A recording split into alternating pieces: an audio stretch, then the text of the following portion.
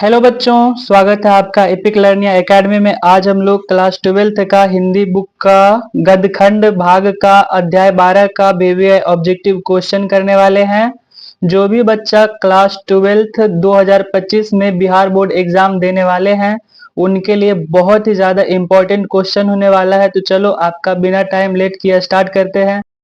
आप भी वीडियो को फटाफट से लाइक करो और आ जाओ। तो आज का चैप्टर है हंसते हुए मेरा अकेलापन, जो कि एक डायरी है। क्या है? डायरी है। हंसते हुए मेरा अकेलापन क्या है? डायरी है। और इसका लेखक कौन है? मलियज। इसको याद रखिएगा। हंसते हुए मेरा अकेलापन क्या है? डायरी है, जो कि इनका लेखक कौन है? मलियज है।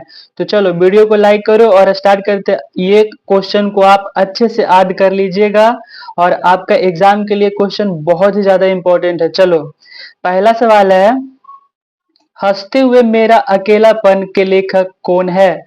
तो हंसते हुए मेरा अकेलापन के लेखक कौन है? हंसते हुए मेरा अकेलापन के लेखक मलियज हैं। कौन है? मलियज जी हैं। हंसते हुए मेरा अकेलापन के लेखक कौन है? मलियज जी हैं। चलो अगला सवाल है, मलियज की कौन सी रचना है? तो इसमें मलियज की कौन सी रचना है? तिरिछ, जूठन, सिपाही की माँ, हंसते हुए मेरा अकेलापन। तो मलियज की कौन सी रचना है? हंसते हुए मेरा अकेलापन। अगला सवाल है, मलियज का जन्म कहाँ हुआ था? जो मलियज जी हैं उनका जन्म कहाँ हुआ था? तो मलियज जी का जन्म आजमगढ़ में हुआ था। कहाँ हुआ था? आजमगढ़ में हुआ था, जो कि उत्तर प्रदेश में आजमगढ़ के एगो महुई नाम का गांव है, वहीं पर इनका जन्म हुआ था। चलो अगला सवाल है, मलियज ने किस मंत्रालय में नौकरी की? जो मलियज जी थे वह किस मंत्रालय में नौकरी किए थे? तो कृषि मंत्रालय में किए थे। कहाँ किए थे? कृषि मंत्रालय में किए थे। मलियज जी किस मंत्रालय में नौकरी किए थे?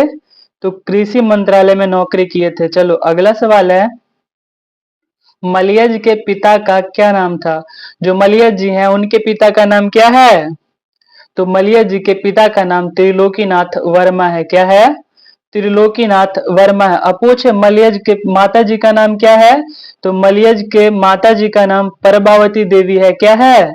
प्रभावती देवी है। मलियज के माता का नाम प्रभावती देवी और इनके पिता का नाम त्रिलोकीनाथ वर्मा है। अगला सवाल है, मलियज के अनुसार किस कर्म के बिना मानवीयता अधूरी है? तो मलियज के अनुसार किस कर्म के बिना मानवीयता अधूरी है? तो रचनात्मक कर्म के बिना मानवीयता अधूरी है।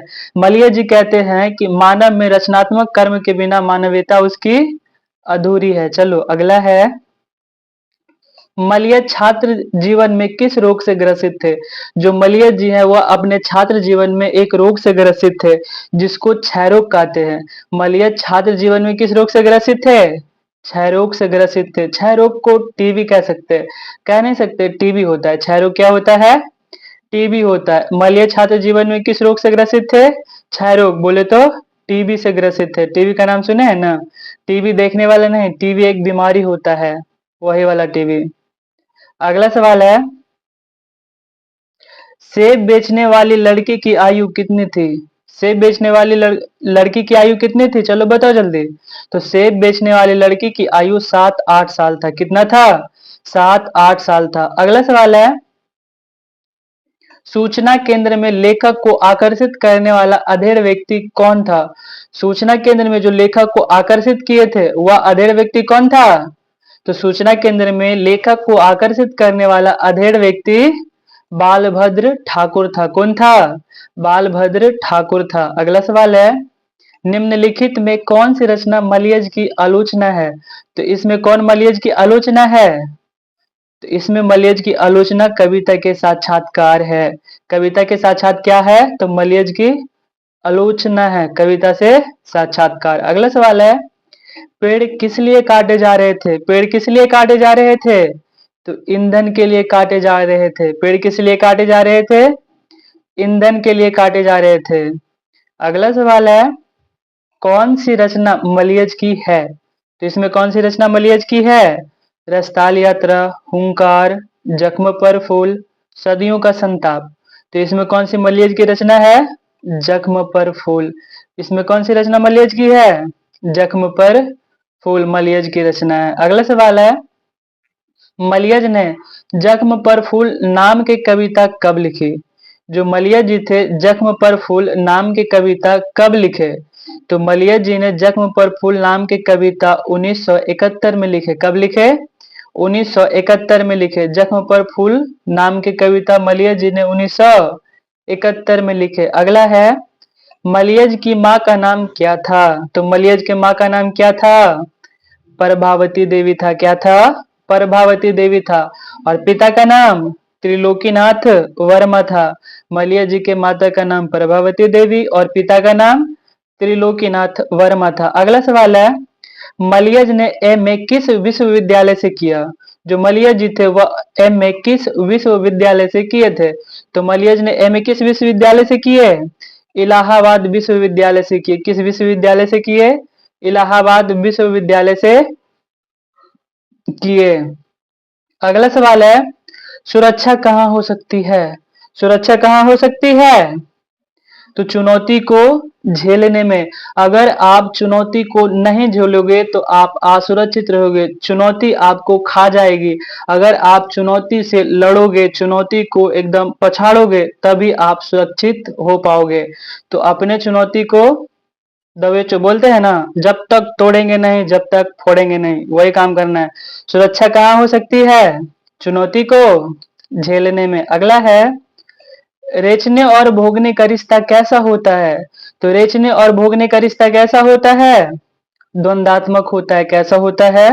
द्वंदात्मक होता है। अगला सवाल है, हंसते हुए मेरा अकेलापन के लेखक हैं। तो हंसते हुए मेरा अकेलापन के लेखक कौन है? तो मलियज है। कौन है? मलियज है। हंसते हुए मेरा अकेलापन के लेखक कौन है? मलियज है। अगला है, मलियज का जन्म हुआ था। तो मलियज का जन्म कहाँ हुआ था? तो मलियज का जन्म हुआ था। कब हुआ था? तो मलियज का जन्म 1935 में हुआ था। कब हुआ था? 1935 में हुआ था। और कहाँ हुआ था? तो आजमगढ़ में हुआ था। आजमगढ़ का एगो गांव है जिसका नाम महुई है, वहां मलियज जी का जन्म हुआ था। कब हुआ था? 1935 में हुआ था।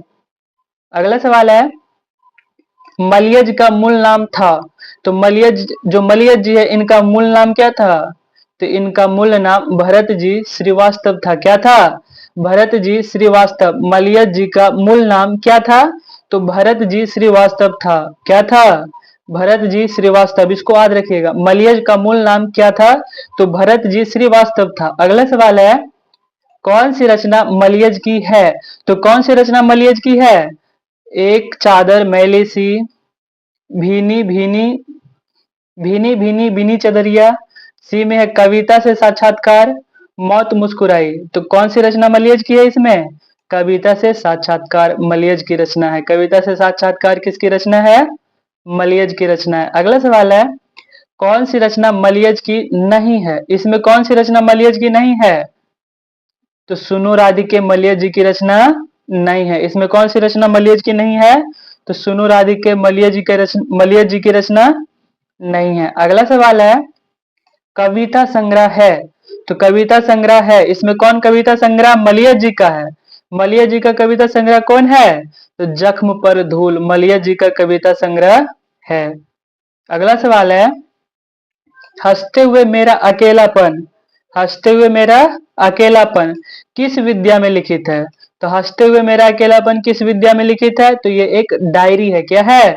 डायरी है, जो कि मलियज जी अपना जिंदगी के बारे में, अपना दिनचर्या लिखते थे ना। हाँ वही। हर आदमी उस संसार को रचता है जिसमें वह जीता है और भोगता है, यह कथन किसका है? क्वेश्चन है, हर आदमी उस संसार को रचता है जिसमें वह जीता है और भोगता है, यह कथन किसका है? तो मलियज का है। किसका है? मलियज का है। मलियज जी कहते हैं हर आदमी उस संसार को रचता है जिसमें वह जीता है और भोगता है। इसी के साथ वीडियो खत्म हुआ। ये सारे क्वेश्चन को आप अच्छे से याद कर लेना और वीडियो को लाइक कर दो और चैनल को सब्सक्राइब कर लो। आप लोग वीडियो को लाइक नहीं करते हो, वीडियो लाइक कर दो।